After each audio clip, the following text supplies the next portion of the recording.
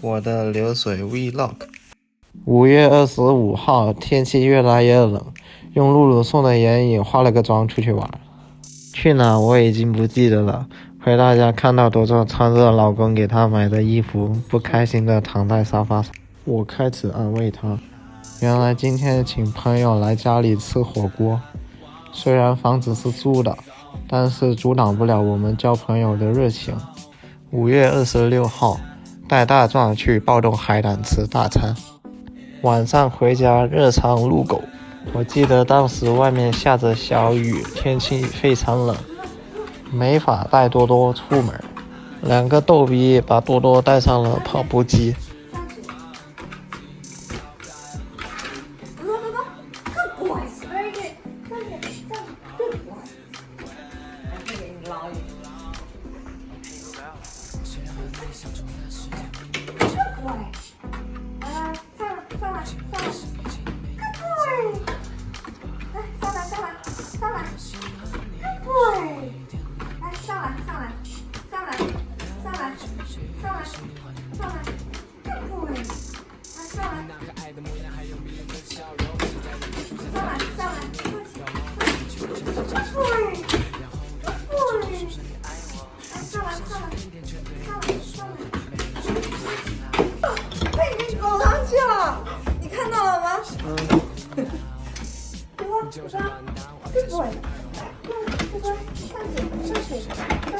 5月30日，不记得发生什么，打扮漂漂亮亮去上班，哈哈哈。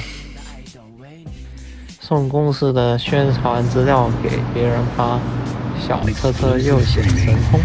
6月2号，带多多去以前吉隆的朋友家看他们的2只小可爱，西瓜和闹闹。6月3号，PR 终于下了，请同事朋友吃了大餐，在 Crown 某个意大利店，有生以来最大方的一次。去小酌了一杯，酒吧窗外夜景真美，一切都不一样了。6月5号，帮朋友带狗，虽然小但非常凶的一条小白狗。晚上请一个很 nice 的姐姐吃饭庆祝，刚好是小妹妹的生日，他们带了蛋糕。